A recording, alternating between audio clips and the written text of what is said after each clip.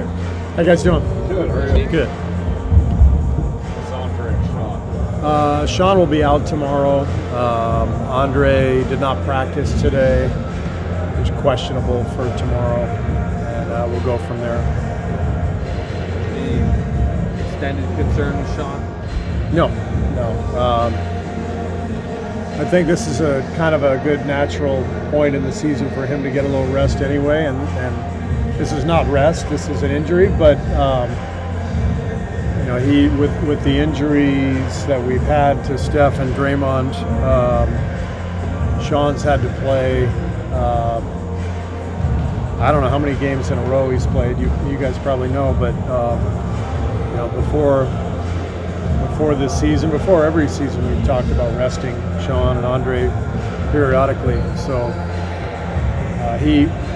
it's a natural time for him to get past his injury, get off his legs a little bit, give him a little bit of a break. Last night you were talking about how it can be difficult to be the team that's on top. I hope I'm paraphrasing you correctly, but to stay on the mountaintop instead of being chased. You know, like the way that teams want to rise and they're galvanized to be on the top. Yeah. So you said it's the reality, not an excuse. Can you share a little more about staying on top, how hard that is, and being in that reality right now? Well, I think I felt it as a player, you know, in Chicago in particular, a little bit in San Antonio. When you win a championship, part of you forgets how hard it is, you know, after the glow of, you know, the celebration, the parade, everything else. You forget a little bit how difficult it is, how much work you need to put in. Then you do it again, and same thing happens. The difference is, you know, you don't have that same hunger to reach the top of the mountain. You've been there a couple of times, so it's a different sort of motivation. It's you have to be able to rely more on execution and discipline rather than emotion.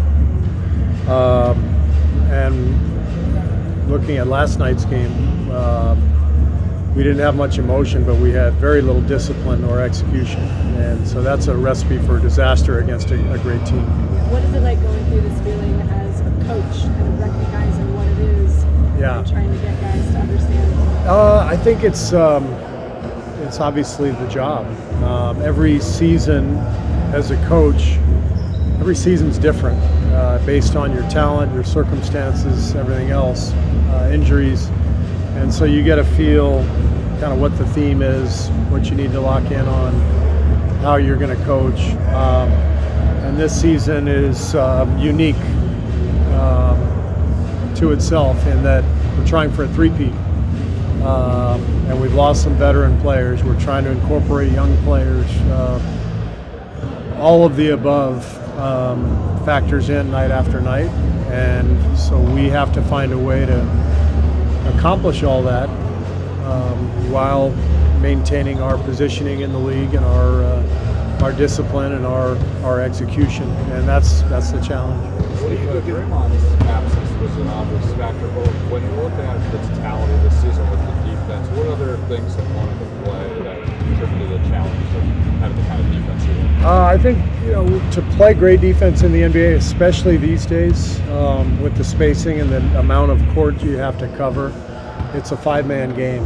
Every possession, it takes all five guys being on the same page. And all it takes is one guy being out of position, and now you're compromised. And so that's what I've seen. When we've been right, when we've been engaged, dialed in, we've had five guys flying around and supporting each other and, you know, protecting penetration and boxing out.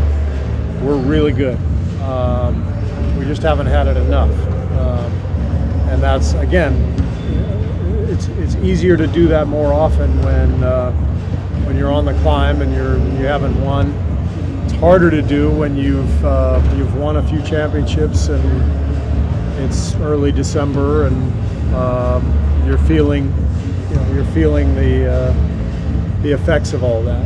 And so that's not an excuse, it's reality, and that's our job this year. And the players know that. You we have to continue to build and grow internally, and there's got to be a level of discipline and execution that we haven't reached yet. Is there a target defensive rating you'd like you guys to get to? I mean, just 2018, so yeah, everything's skewed. the numbers are all skewed. Not right now. There might come a time in the season where I might tell you. I wouldn't tell you.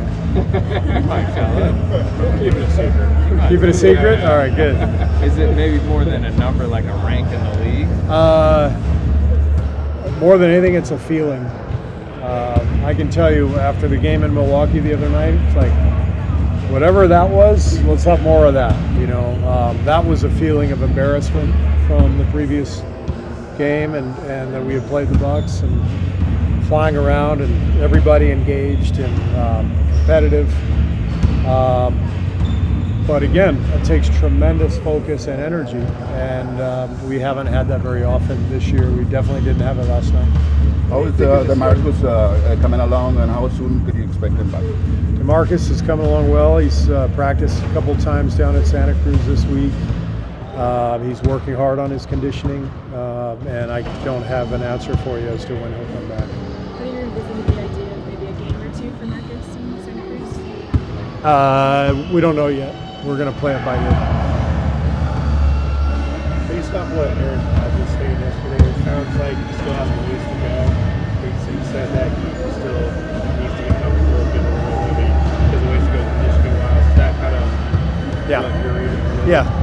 That's why we don't have a timetable, because he needs to feel confident with the Achilles and with his conditioning and his rhythm and his timing and everything else. So we're not going to rush him back. We're going to help him through that process, and when it happens, it happens. You've seen this Kings team once already. Excuse me? You've seen this Kings team once already, and they've obviously shown to be really fast. What have you seen from this team? Do you think they're legit? They're playing really well. They're really well coached. Dave does a fantastic job. Their young players are impressive. Fox has kind of made a leap this year, and when you have a guy like that in control of the game and control of the ball, it makes it easier for everybody else. They got other nice pieces. Buddy Hield's a really good player, good shooter. Cauley Stein as a roll man, as a dunker. Bogdanovich. All these guys, very, very impressive young players who are playing hard, playing together, and playing with a purpose. And they've been, I think, one of the best stories in the league to this point. Is it surprising? Because I know you guys played them last year, and they played pretty well against you, albeit they did play. I mean, you could see they were getting better last year, but I think they're doing better than everybody expected at this point. I mean, we're a third of the way through the season, and they're right in the playoff mix, and so I don't think that's a fluke. I think that's for real. The Warriors and the Kings have never really been good at the same time. They've never really been good at the same time. Yeah. What would it mean for Northern California for them to both, be playing well and to have a bit of a rivalry? What I think of with that question is just the passion of both fan bases. The old Arco was one of the loudest arenas I ever played in when they were really good, and same goes for Oracle. So it's got a chance to be really good rivalry and a lot of fun, and I also just enjoy driving to a road game. It doesn't happen very often. Will DeMarcus be making the trip with you guys? I think so. He said some powerful stuff about how his injury was very humbling, and then he had to go through some dark times. Steph? No, DeMarcus? What is the mental side of being out this long? And because you mentioned you want to make sure he's comfortable when he returns.